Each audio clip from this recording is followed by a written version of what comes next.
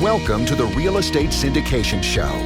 Whether you are a seasoned investor or building a new real estate business, this is the show for you. Whitney Sewell talks to top experts in the business. Our goal is to help you master real estate syndication. And now your host, Whitney Sewell. This is your daily real estate syndication show. I'm your host, Whitney Sewell. Today, our guest is Enrique Jevons. Thanks for being on the show, Enrique. Yeah, thank you, Whitney. Appreciate it.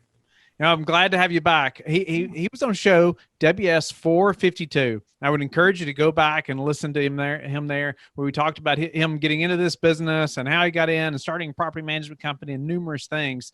But he has a skill that's helping him to grow and sustain his business that is becoming very popular. And I know it's something we've talked about on the show a few times, but I always like hearing how different people have grown and how, it can help the listener and myself as well to learn from that. But a little about him, just in case you didn't hear that show. He's a seasoned investor with more than 20 years of experience with rental properties. Currently owns 73 properties by himself and manages over 1,000 units in Washington State for other investors. Previously, was a general partner for the Marriott Hotel in San Francisco Bay Area. So, Enrique, pleasure to have you back. Thank you for your time and sharing your expertise with us today. And, why don't we just jump right in? And, I'd love to, maybe if you need to give us an update, anything that happened recently, that'd be great. But then let's dive into how you have been successful with virtual assistants. Yeah, sure. Thanks, Whitney. Yeah, it's great that you invited me back on the show. We can talk about this in depth more. So virtual assistants, and nothing's changed.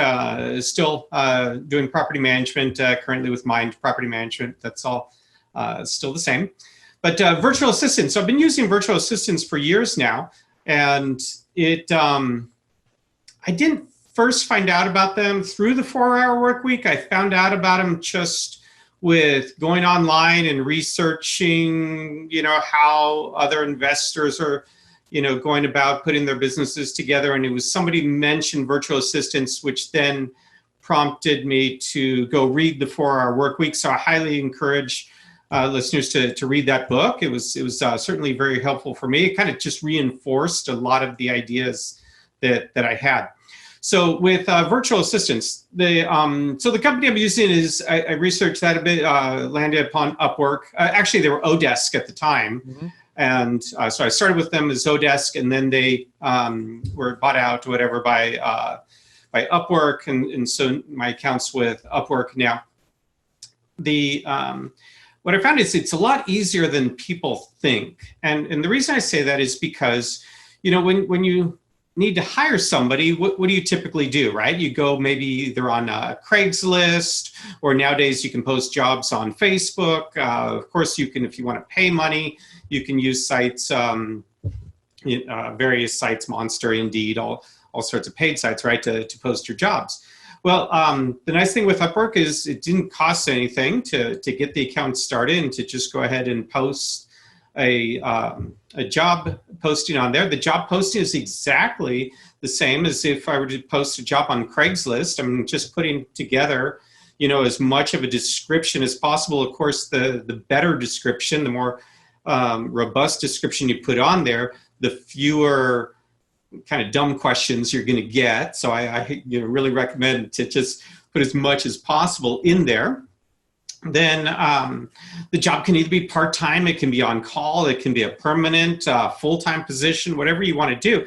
The difference really is that all you're doing is opening up the candidate pool to the entire world instead of just restricting your candidate pool to just your immediate local area of, somebody willing to actually drive to your physical location. And of course, it's also helpful because of the fact that it doesn't, even though I had an office when I started in desk space and, traditional employees, W-2 employees working for me, the nice benefit of having freelancers, virtual assistants, right, is that they are, of course, supplying their own network connection, their own computer, they're working from home. So I don't have to buy all these things. I don't have to, purchase a desk for them in the space and, be renting out larger and larger office space. I can grow by simply just adding on more staff, but all the staff are working from home.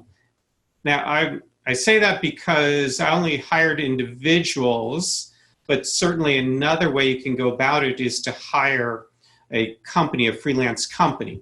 And even through Upwork, there's a lot of companies. These are typically, oftentimes, it's a freelancer who started, they're doing really well, and then they got all their friends and family and everybody else, and now pretty soon they're representing a whole bunch of people, and then some have gone, further where they're actually renting out office space, and then they're providing the computers, the network connection for additional freelancers to come in and work. And so you can choose which direction to go.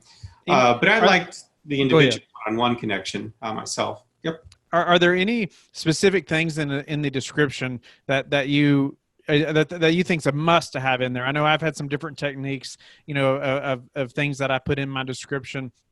But you talked about the more robust, the better, and I couldn't agree more. But anything that that you have to have in there, no matter what the job is, but there's something that you have to have. Yeah, so certainly it's going to be the hours that you need them, when you need them, how often you need them. You got to have that information in there. But that's something that you would have essentially on any job posting, whether this is a Monday through Friday job, it's an on-call job, it's an evenings, weekends only type of a job. But the one unique difference, I would say, is that you need to include in there a specific bandwidth and computer capabilities. And so what I discovered is that the individual needs to have for sure at least 10 megabytes connection, because for me, I'm using VoIP phones. So I use Vonage. I also use Ring Central. So to be able for them to communicate and not have the phone be choppy or sound digitized where it starts breaking up and everything, so you have a very good connection, they got to have at least a 10 megabyte connection. What's easy is you just ask them to provide you a screenshot. So in the job posting, I always put 10 megabytes minimum, and then both a video camera and microphone. And so with the video and microphone, what I do is to ensure that, again, they have a good connection and fast enough computer, router, everything else. And it is that I have a video, conference call, video chat with them. Upwork has their own internal one, but of course you can also use, just a simple Google Hangouts, Zoom, whatever. There's, obviously multitude of video conferencing tools you can use. So by having that video interview with the individual, not only am I just conducting a regular interview as if the individual is just sitting straight across from me in the room, what I would also I'm looking at is how good is that connection? Is it choppy? Can I see them? If the connection is good enough that it can support video, then for sure it's going to be able to support the audio well. And that's super important. So that's probably the one distinguishing factor between the freelancer, the virtual assistant, and somebody physically walking into your office. Yeah, and that leads right into, I was wanting to ask you about your interview process, because a lot of people, I've used people all over the world for so many different things, and they've been really good. I've had a few that weren't the best, but I feel like that's just kind of part of the process. However, a lot of them have been really good. But a lot of other investors say all the time, well, Whitney, well, how do you trust that person that's, so far, halfway around the world and things like that. But tell me about your interview process a little bit with this person that's halfway around the world, and then we'll get into some other stuff. Okay, yeah, because I can definitely speak to the trust factor too. So with the interview process, again, you post the job posting. With the job posting, you can let me back up a little, right? Because with the job posting, you can also, what's nice about it is put in a lot of filters that you can't with Craigslist. With Craigslist, it's just whoever wants to apply, they can. But what's nice about, for example, and I'm going to keep referring back to Upwork just because it's the service I know, but there are other companies out there, so it's not like I'm trying to push any one particular company, but they have the ability to create filters. And so you can specify the languages. So you can specify if you only need a particular person. Let's say, you only want somebody who speaks French because you're going to be dealing, with Quebec, or you only want somebody who speaks Spanish because you have a tenant base. I have a tenant base that's about 20% Spanish only speaking. And so for me, that was important that they were bilingual, but it was also important that their English was still native first language for them. So you can put that on.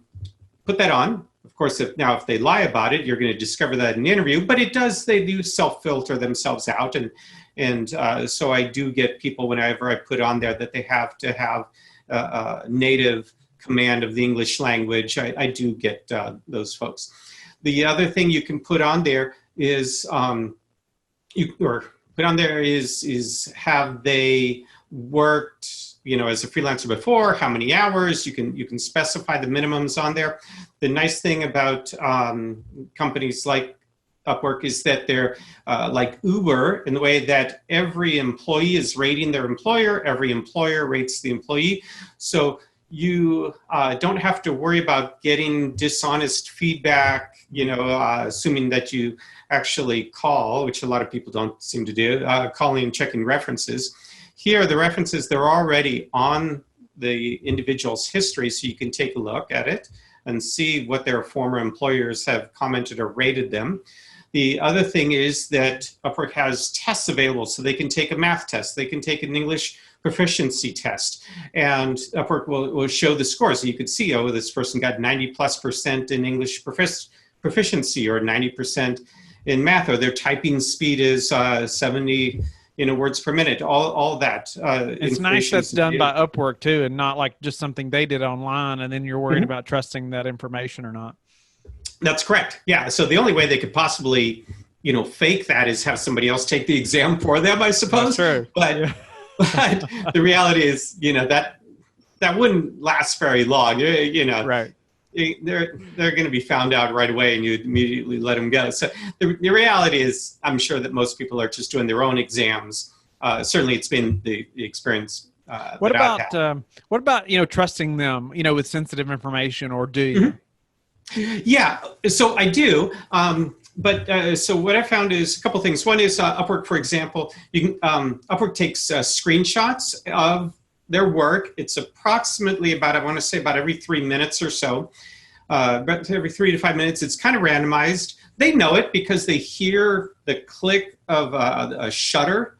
So they know, they hear this shutter, and they know that a screenshot was taken. Now, they don't get advance warning as to how, when. It's just going to randomly do a screenshot. It's going to show everything from how many tabs they've got open, what they're open. So if you see all these Facebook tabs and other things, you would know that, they're looking at Facebook on the side. So in that way, actually, I feel like I have more visibility into what they're really doing for me than a regular employee if I don't have this software on their computer, where I have the ability to go back and look and see exactly what they were doing every 3 minutes throughout the entire day.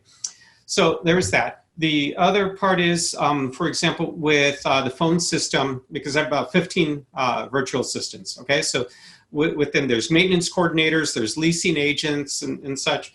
And so in order to tell the volume-wise, are they picking up all the phone calls, or just letting it go to voicemail? All that data is available on RingCentral Vonage. So I can see how many calls each person is taking, the duration of the calls, which calls were missed, how many went to voicemail. I can then see, did they call back that individual? All that information is available there. So again, I feel like it's not that you have to fully trust the individual. You can verify. So you can trust them, but verify everything that they're doing by looking at all the data there. The other part about sensitive information. Okay, so what I found is that, and it's not every bank, but for example, the majority of, I use several banks, but the majority of my operating accounts and such, Client Trust, 10 Trust, those are all with Banner Bank. I also have with Wells Fargo, and Banner's a little more regional for those on the call, a smaller regional bank. But the other big banks have this where you can create user IDs for other individuals to access, and you can designate with each user ID how much they're able to do. So I never give them my password and my user ID number. I never do that. However, one of the jobs that I have, and this is an individual who works she works between 2 to 3 hours a night in the Philippines. She's ahead by 15 hours. So she's doing it during her daytime, nighttime for me. And that is she's reconciling my bank accounts on a daily basis. And so what she does is she has a view-only access into my bank accounts. And then she can go into Appfolio and take a look at Appfolio and then reconcile every single transaction that's occurred, right? And she does not have the ability to, because a lot of the information is masked, so she can't see my full bank account number. She cannot do any transactions. Even if she did have the full bank account number, it's like handing a deposit slip to a tenant and saying, here, go pay your deposit. Great, they've got your account number. That anybody you give a check to, for that matter. That's exactly what I was fixing to say. Right? People worried about that account and routing number, but you hand it to somebody every time you hand out a check. Yeah, every time you give a check out, there it is. So the reality is that just because somebody has that number doesn't mean they're going to be able to do transactions. So, but I don't think she even has that ability. She can only just view only the information. So she's just reconciling transactions for me. The other part she's doing is inputting invoices. So she takes the invoice, puts it in to the system. So that's one of those mundane, very repetitive, easy to train tasks.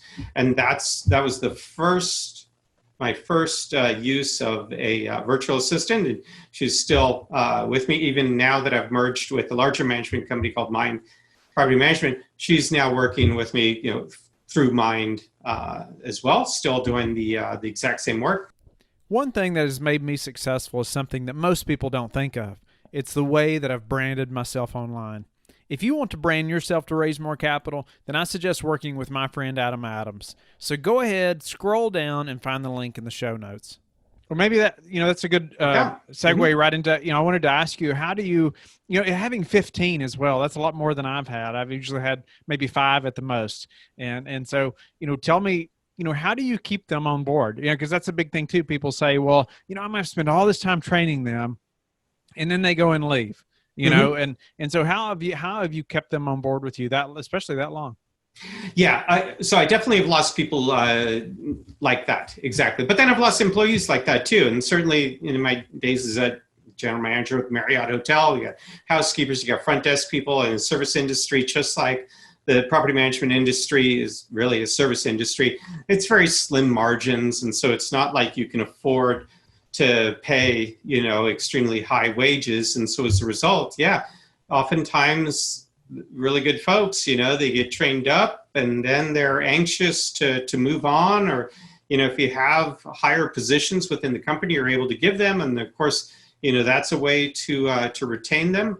But oftentimes you don't, and so they end up jumping ship for somebody else that's paying higher. And that is the case, certainly, especially nowadays with job postings being posted online, is they can take a look. And certainly with Upwork, same thing, that while they're working for you, there's nothing that's going to prevent them from posting, and saying they're available, or trolling the other jobs that are available, and they see something that pays a little bit more. So, on average, I'm paying $6 an hour. But, if they see something that's $10 an hour, they're going to say, they're going to jump over and say, why not? So with me, it's been retention. What I've been able to do is tell them, what, with me, this is going to be a permanent, and I very quickly get them up to full-time. So permanent position, you start out with me part-time, if I only needed part-time to start with, but I'm going to offer you a permanent full-time position with set hours.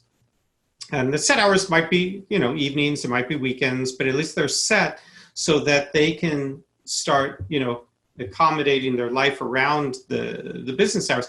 And they like that better because even though they might be able to get $10 an hour from somebody else, that other person, oftentimes the position is not necessarily full-time, or it's not necessarily a permanent position.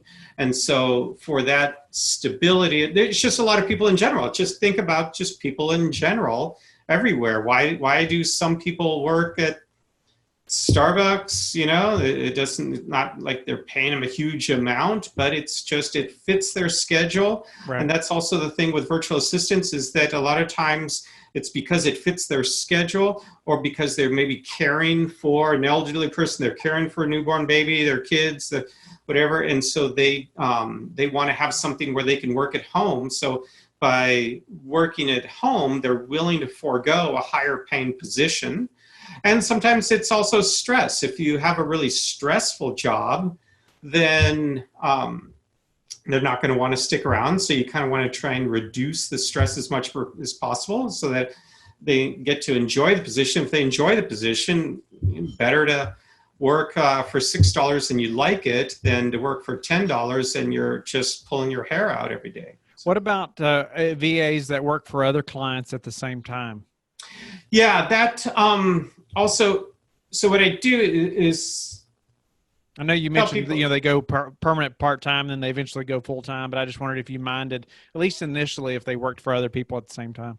Yeah, it's not that I mind anybody ever working another job, and certainly because that's even the case with, you get somebody in the office to work for you, there's nothing legally you can do to prevent them from bartending at night.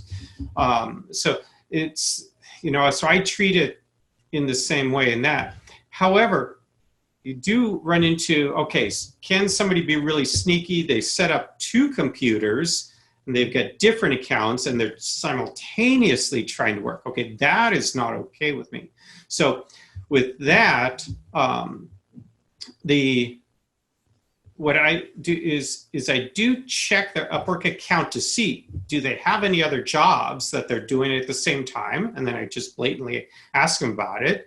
But also is, again, by monitoring the screenshots, it's, again, every 3 to 5 minutes, it's going to be really hard for somebody to be constantly working on one computer where a random screenshot is being taken of them and the phone calls are coming in.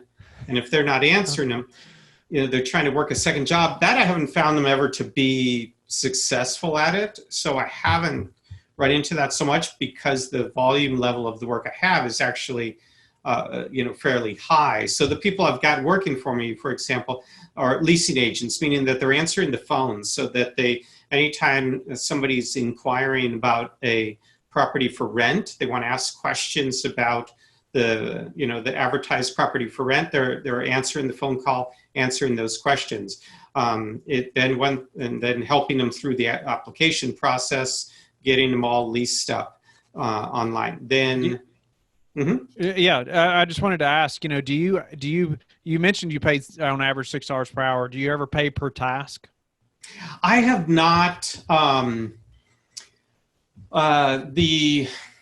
have one person who is on, as far as like trolling and looking for deals for me, but I'm still paying him an hourly wage. And what he's doing, he does have this is an evening job. So he goes for about an hour in the evening and then usually a couple hours more on the weekends, where he is trolling deals for me, looking for buys.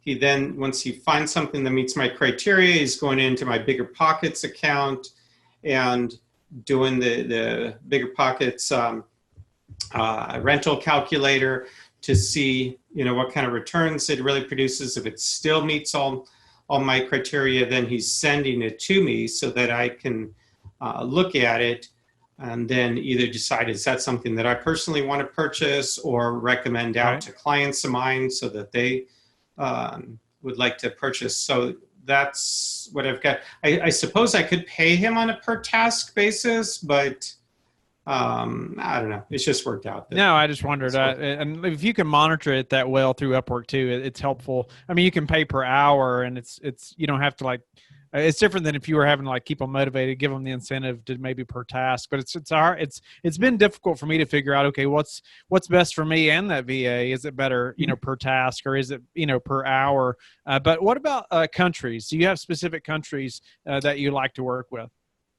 For me, it's been because I have the need of this 20% of my tenant base being Spanish only speaking, is I need have preference for people who are bilingual. So I've been limiting it to just the Americas. So it hits North, Central, South America. All right. The what I found is that of course there's going to be exceptions to every rule, and I got one guy who lives in Italy. And it's not because I had it open to Italy. It's because he originally set up his account when he was living in Central America. He moved to Italy. Okay. But that's fine. It's fine with me. I mean, he speaks English, Spanish, which is what I needed. I have found, interview and see what exactly your needs are to determine, is it that they have to speak clearly on the phone? Then you might want to limit it to just North America, perhaps. Or is it just that you're having them do data entry, which then what do you care what language they speak? So then that truly doesn't matter. You can go with anybody, in the entire world. They just have to have good data entry, good math skills. So it does depend on your needs that way. I have only once did I hire somebody to do a logo for me. That was when I paid on I had somebody, I went to Fiverr. It wasn't a great logo. I ended up getting rid of it after a year, but Fiverr.com is another, Fiverr.com, another website where you can hire people. Those are mostly on a task basis. And of course it gets his name by $5. You pay somebody $5 to do something for you. At that, of course it goes up from there, but, for $5, that's just throwaway money. So you can test people out that way too. 15 VAs. How do you keep it organized? Yeah. So then I'm having weekly meetings by department with everybody. So I have a leasing, department meeting and a maintenance department meeting, and then kind of a supervisor's meeting. And I'm having those meetings. I'm just using Google Hangouts for them. So put it on the Google Calendar. And then we're all just coming together, and there'll be 4, 5, 6 of us on the Google Hangouts the conference call, and we video chat. So that way we kind of get to know each other by making sure that everybody's using their webcam.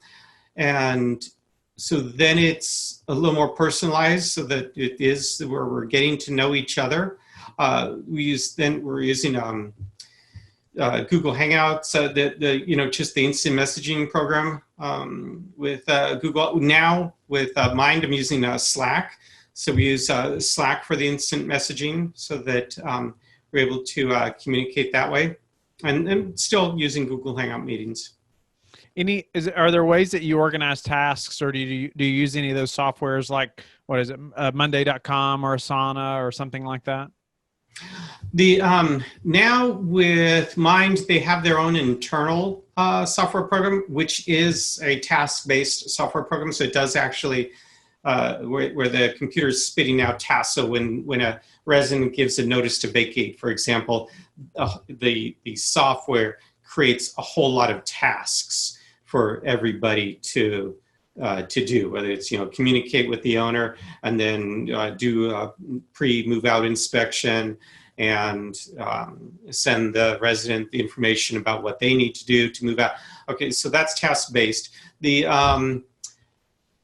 I have, prior to the merger, we're using Appfolio, which does not have that task-based software. I was starting to experiment a little bit with Podio, and Podio has some templates. It was just a lot of work to get the templates up and going with Podio, but I could see that would be a good solution as well. Are there any other tips that you want to provide to the listener as far as using VAs, how you've been successful with them before we're about out of time?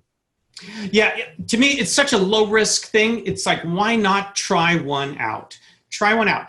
And the what's going to be the most successful are those repetitive tasks. So try and just, as you go through your day, just figure out, okay, what is it that you're doing every day?